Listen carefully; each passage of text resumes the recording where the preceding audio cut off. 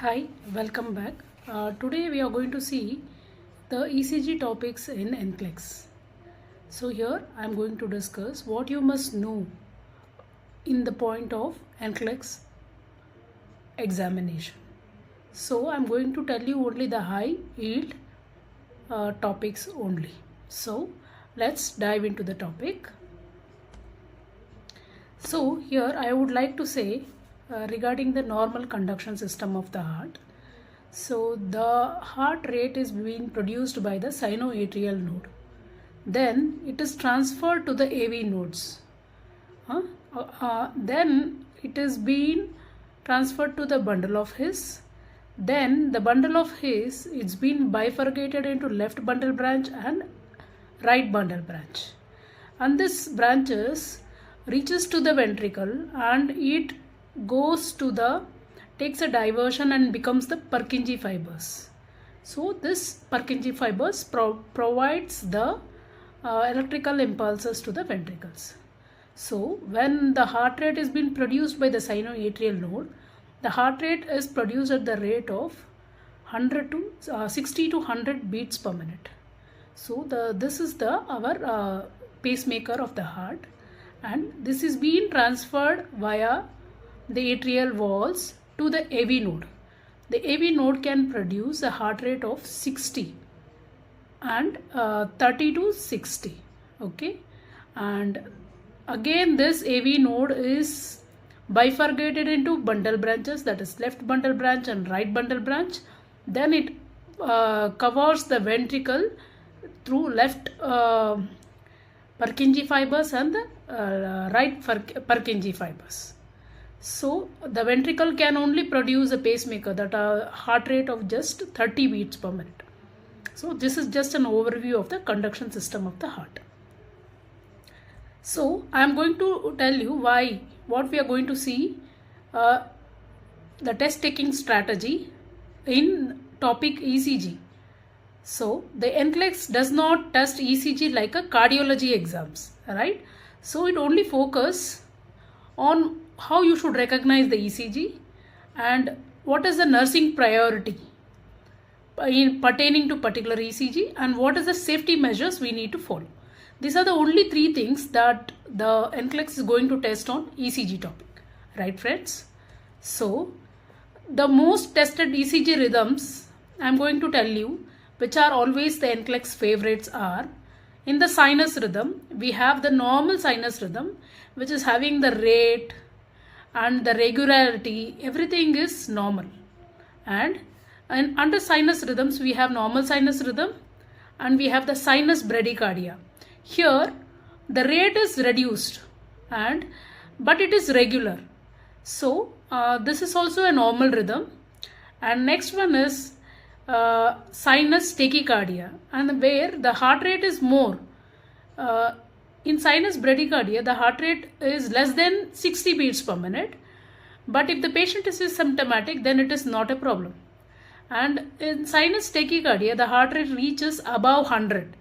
The heart rate is high, the rhythm is regular, and the pace is fast. Only this is the difference between the sinus tachycardia from the normal sinus rhythm.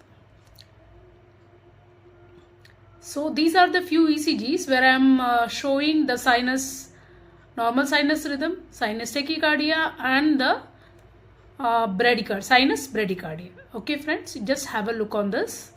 The next one is what Nclex is testing is regarding the atrial dysarrhythmias. So here the very high yield topics here in atrial dysarrhythmias are, this is atrial fibrillation and the atrial flutter and the supraventricular tachycardia. So what we should always focus on this is the atrial fibrillation or atrial flutter or supraventricular tachycardia, which are all happening because of the abnormal electrical impulses from the atrial complex. Okay friends, so here what we have to focus is during atrial fibrillation. This is the most common among the atrial dysarrhythmias. The atrium of the heart is contracting in such a way, it is not contracting fully, it is just like quivering, it is just quivering like this. So what happens in this? The cardiac output, the heart cannot pump the full blood to the ventricles. So during this time, the blood gets stagnated. So there is high chance of clot formation during this atrial fibrillation. So what Nclex focuses on this is, we should see for stroke risk. Why? Because there is a formation of clot during the systemic circulation. It might pass into the arteries and it may enter into the brain circulation. So we need to see and we need to emphasize on anticoagulation therapy in such kind of patients.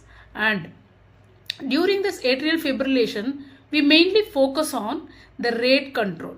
How we are going to control the rate? Because the heart rate will be quite high. It might reach about 200. So it is not a very effective cardiac output it is giving to the patient. So we need to control the rate, and the rhythm is very irregular, right? So these are the key words which we need to focus from the question. And if it is irregular, then it is called atrial fibrillation. And if it is having a sawtooth appearance in the ECG, where I am going to show you in a quite while, it is called the atrial flutter. And the supraventricular tachycardia is as such again a dysarrhythmia from the atrium system only, where it is also not giving a proper cardiac output. It is also at the emergency. Okay, we need to see all these three conditions in atrial dysarrhythmias.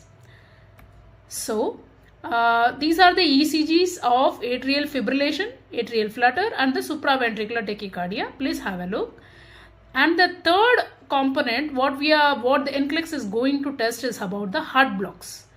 So we have seen the pacemaker conduction system of the heart, where we saw the SA node, we saw the AV node, and the bundle branches right and left, and the Purkinje's fiber.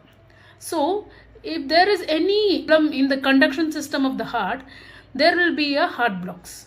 So there are different types of heart blocks, that is first degree, second degree, Mobitz type 1 and Mobitz type 2, and third degree, that is also called complete heart block.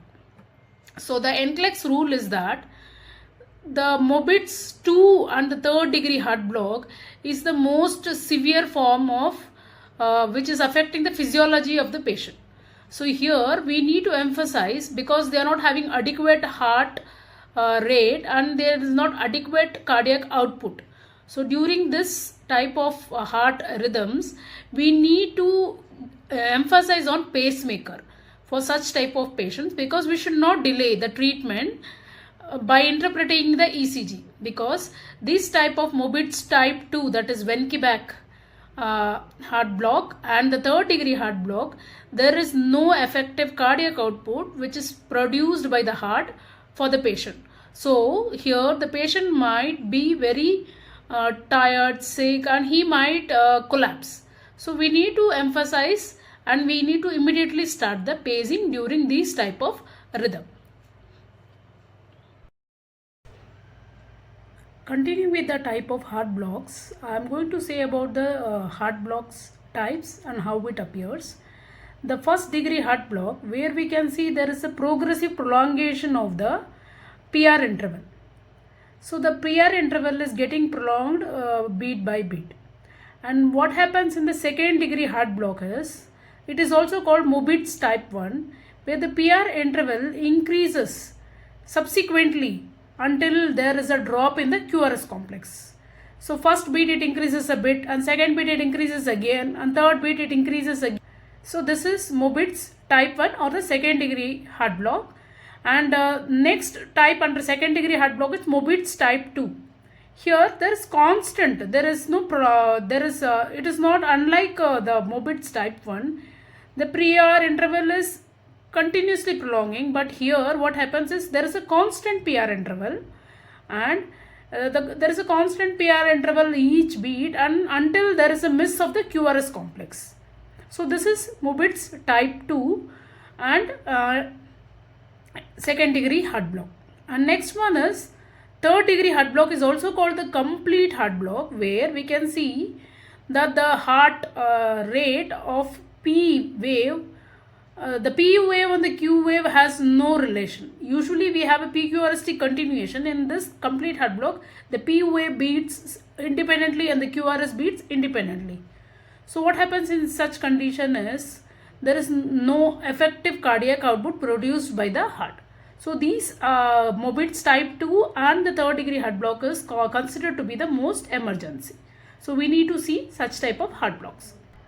Next important aspect is under ECG is ventricular rhythms. Here they are very life-threatening rhythms which happens under ventricular arrhythmias. There are three types. First one is ventricular tachycardia and the ventricular fibrillation and the asystole. So these three are very much lethal arrhythmias in ventricular rhythms. So these are the ECGs which is showing of ventricular fibrillation, ventricular tachycardia and ventricular asystole. Ventricular fibrillation, there is nothing cardiac output being produced. You cannot see any wave. It is a very chaotic type of ECG. So what happens here is there is no effective cardiac output and it is a very emergency. So you can see in the ECG is just a wave form of ECG type. So it is very emergency. We need to act immediately. What happens in ventricular tachycardia? There is some form of bizarre QRS complex. So it might be of two types, that is pulseless VT and pulseful VT. Pulseful VT, sometimes the patient might be stable, but we need to act on immediately. What is the exact cause and it has to be treated. And pulseless VT is again a emergency where there is no heart rate being produced by the heart. So we need to act on emergency. And asystole, again it is just a flat line in the ECG, which means that the heart is not giving any heart rate at all, and it is also a very big emergency. It has to be acted upon. So I am going to tell you what are the Nclex logic we need to see in this. We have to check for the rhythm. I have already said it has to be normal and it has to be regular. So all these things has to be checked in an ECG. And we need to prioritize. As I said, in ventricular arrhythmias, what we have to do?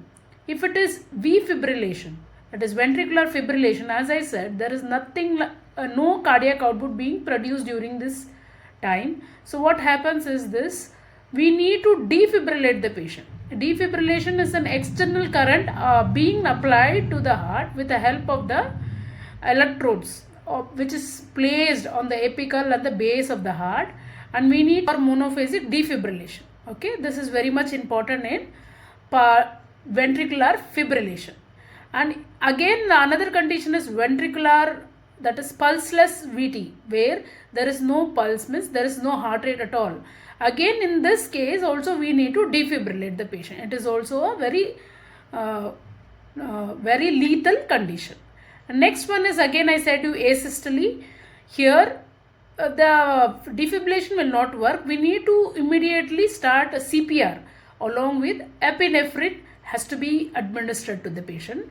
So if it is pulse full, that is if the VT, ventricular tachycardia, is having a pulse, then we should see whether the patient is stable. If the heart rate is too high, then we can start with antiarrhythmic drugs like amiodarone or lidocaine. Such drugs can be initiated once being advised by the physician. So these are the three types of rhythm, what has to be done accordingly. Next one is, what are the ECG priority questions we can see very common in Nclex.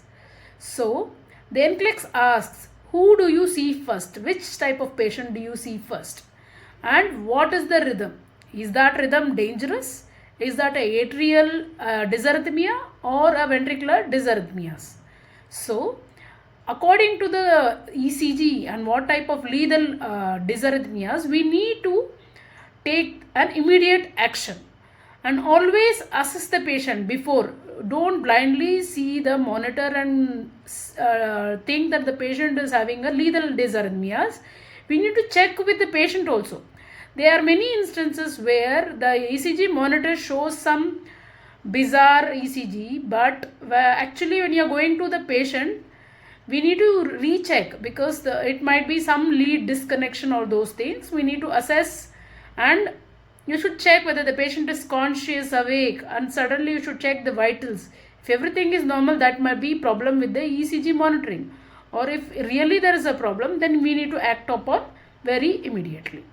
And once we assess, we need to always check for the pulse, apical pulse or the carotid pulse, and we need to check for the blood pressure.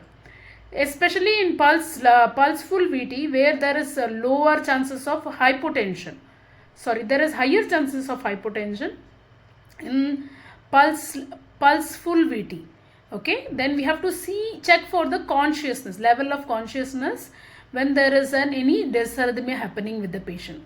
And we should assess for the symptoms. If the patient is telling any symptoms, we need to assess again.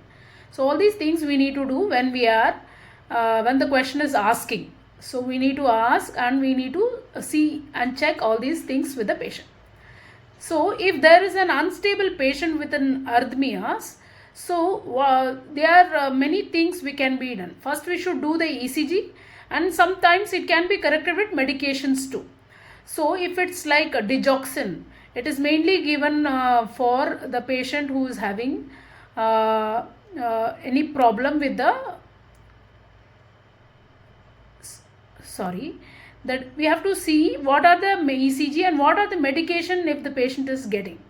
Sometimes the patient might be getting digoxin and he might be having bradycardia too. So we should assess what medication is taking and we need to withhold the medication. And sometimes AV block can happen. Sometimes beta blockers are given to the patients like metoprolol. It can slow down the heart rate. So we need to assess the heart rate when we are checking with ECG whether the patient is on which type of medication. Sometimes the patient might be on calcium channel blocker like amlodipine on such things. This might cause in a long run a heart block. So we need to assess all these conditions before checking the ECG and along with the history. And sometimes long use of amiodarone also causes VT, ventricular tachycardia or afibrillation, atrial fibrillation. So we need to check all these things. And we should not give medication if the heart rate of the patient is below 60 beats per minute unless it is ordered, or you can withhold and inform the physician immediately. So all these things we need to see when we are taking history with the patient along with the ECG who is having a ECG problem. Next, the Nclex trick, what we should do when we are interpreting the ECG. So it is just a simple thing. You are not asked to measure the boxes.